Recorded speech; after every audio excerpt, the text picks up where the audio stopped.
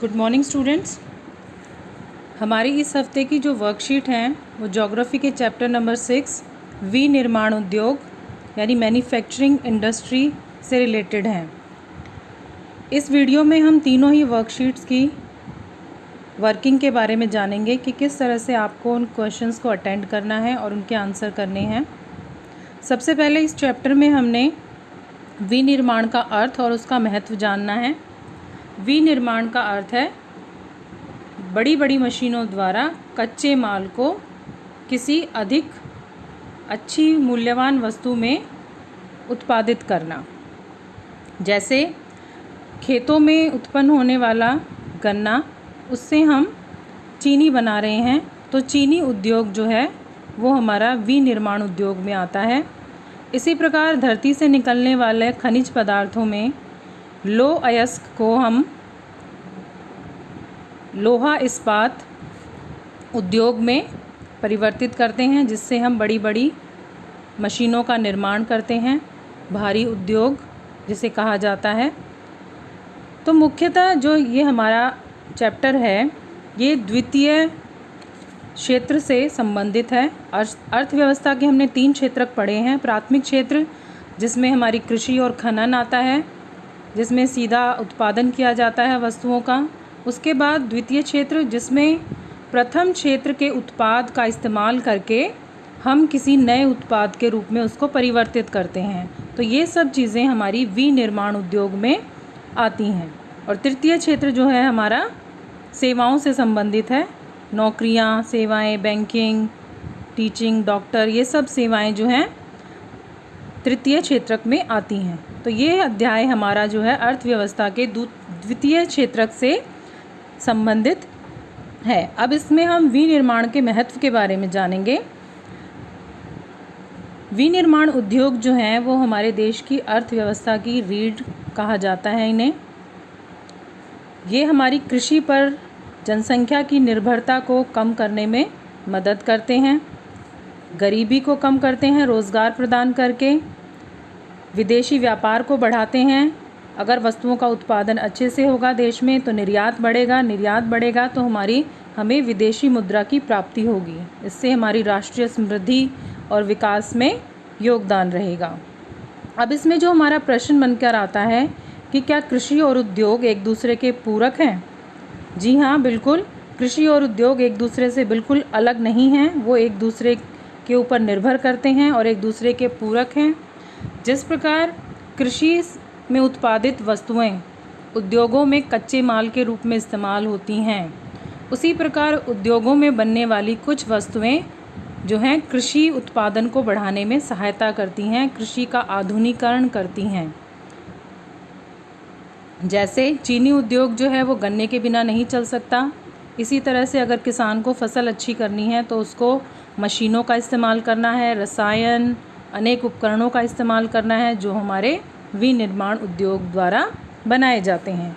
तो इस प्रकार हम कह सकते हैं कि कृषि और उद्योग एक दूसरे के पूरक हैं। अब इसमें हम पढ़ेंगे कि उद्योग स्थापित करने के लिए हमें क्या क्या चीज़ों की आवश्यकता होती है। जैसा कि आपको इस माइंड मैप में दिख रहा है, कच्चा माल, श्रमिक, पूंजी, शक्ति के साधन, बाज़ार, इन सब की उपलब्धता होना बहुत आवश्यक है। अब हम उद्योगों का वर्गीकरण करेंगे जिसको हम अलग अलग आधारों पर बांट रहे हैं। जैसे भूमिका के आधार पर हम उद्योगों को 2 भागों में बांटते हैं, आधारभूत उद्योग और उपभोक्ता उद्योग। आधारभूत उद्योग में हमारे भारी उद्योग आते हैं जो बड़ी बड़ी मशीनों का निर्माण करते हैं। लोहा इस्पात उद्योग जैसे उद्योग हमारे इसमें आते हैं जो अगले लघु उद्योगों के लिए आधार प्रदान कर रहे हैं, यानी उनको छोटी छोटी मशीनें प्रदान कर रहे हैं जिनसे वो आगे चीज़ों का निर्माण करेंगे और उपभोक्ता उद्योग में काम आएंगे। अब उपभोक्ता उद्योग किस प्रकार है? जैसे हम यूज़ करते हैं चीनी, तो चीनी उद्योग से हमें मिलती है।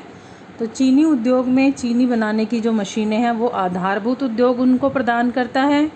फिर उनमें उपभोक्ता उद्योग से हमें वस्तुओं का की प्राप्ति होती है। तो ये दोनों उद्योग एक दूसरे के को आधार प्रदान कर रहे हैं। इसी तरह से हम पूंजी के आधार पर उद्योगों को बांटते हैं, लघु उद्योग और कुटीर उद्योग और भारी उद्योग। जिनमें बहुत अधिक मात्रा में पूंजी, श्रमिक की आवश्यकता होती है वो भारी उद्योग हैं। लघु उद्योग में भारी उद्योग की तुलना में कम पूंजी और कम श्रमिकों की आवश्यकता होती है। और कुटीर उद्योग में तो ना के बराबर पूंजी और श्रमिक भी घर के ही सदस्य उसमें काम करते हैं और उद्योग की स्थापना हम इसमें कर सकते हैं। तो इसके आप एग्जाम्पल्स फाइंड आउट करेंगे।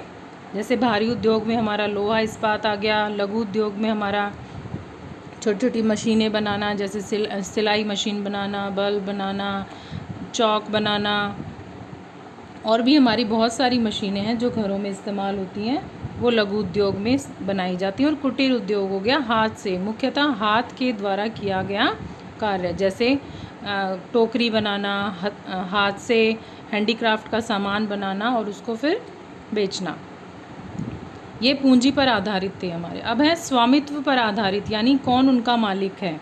मालिकाना अधिकार पर आधारित हमारे उद्योग। सार्वजनिक उद्योग जो इसमें उदाहरण दिए गए हैं, जैसे भेल है, सेल है, इसमें पूरी तरह से जो है सरकारी अधिकार होता है, सरकार का उस पर स्वामित्व होता है और देश का जो पैसा है उसमें लगा होता है, उसे सार्वजनिक कहा जाता है। फिर उसके बाद है निजी क्षेत्र, जैसे बजाज, टिस्को, रिलायंस, ये सब निजी क्षेत्र के उदाहरण हैं, जिसमें पूर्ण रूप से किसी एक व्यक्ति या व्यक्तियों के समूह के पास उसको उद्योग को चलाने का अधिकार होता है। संयुक्त क्षेत्र, इसका उदाहरण है ऑल इंडिया लिमिटेड, जिसमें दोनों का, सार्वजनिक और निजी दोनों का बराबर का योगदान उसमें होता है। और चौथा है हमारा सहकारी क्षेत्र, जिसमें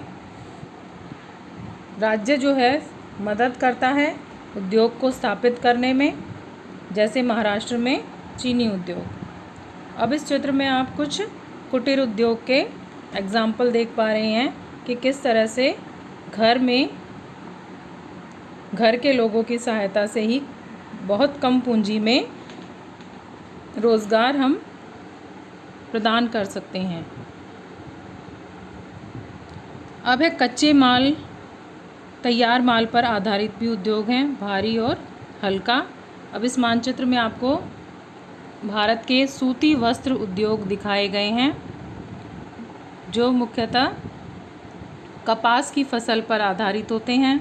तो जहाँ कच्चा माल की उपलब्धता अधिक होती है, वहीं पर उद्योगों की स्थापना करना लाभदायक होता है, क्योंकि परिवहन ज़्यादा करना महंगा पड़ सकता है। अब लास्ट टॉपिक हमारा इसमें आता है औद्योगिक प्रदूषण तथा पर्यावरण निम्नीकरण। किस प्रकार से उद्योग जो हैं प्रदूषण फैला रहे हैं और पर्यावरण को हानि पहुंचाते हैं। इससे हमारा जल प्रदूषण, फैक्ट्रियों से निकलने वाला, कारखानों से निकलने वाला जो गंदा कचरा है वो नदियों में मिलकर जल को प्रदूषित करता है। उनसे निकलने वाला हानिकारक धुआं वायु प्रदूषण बढ़ाता है। ध्वनि जो है, इनकी शोर शराबा जो है ध्वनि प्रदूषण करता है। और भूमि में भी इनका जो कचरा डाला जाता है वो हमारा भूमि प्रदूषण कर रहा है। तो जिस प्रकार उद्योग जो हैं उन्नति के प्रतीक हैं देश की, लेकिन इनका ज़्यादा इस्तेमाल, ज़्यादा प्रयोग जो है वो हमारे पर्यावरण को धीरे धीरे नुकसान पहुंचा रहा है। तो इस प्रकार आपका ये चैप्टर इस हफ्ते की वर्कशीट में कंप्लीट होता है और आशा है आप सब इन प्रश्नों के, वर्कशीट के प्रश्नों के आंसर अच्छे से कर पाएंगे। Thank you.